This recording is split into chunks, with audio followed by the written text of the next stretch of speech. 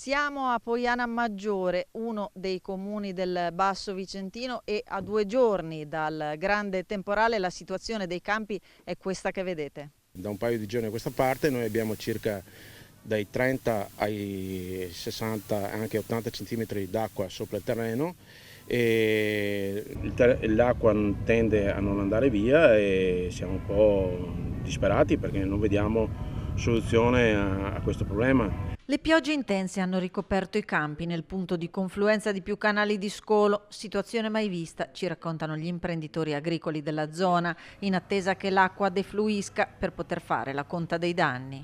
Noi siamo qua da circa del 63 e a memoria di mio padre così, una situazione così grave non è mai successa.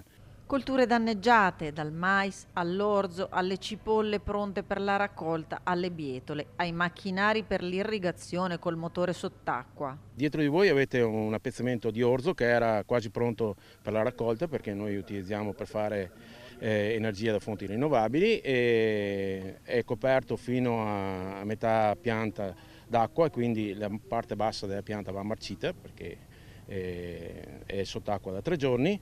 Più a destra abbiamo un appezzamento di mais che è tutto coperto d'acqua, infatti escono fuori solo le punte delle piante.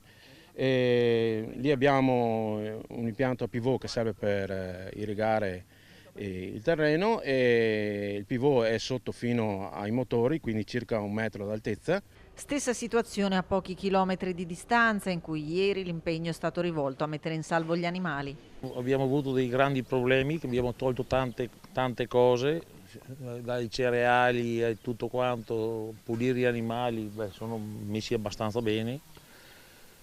E niente che dica, la situazione è grave, basta solo vedere i campi, abbiamo quasi perso tutto il mais. È importante che l'acqua piano piano defluisca.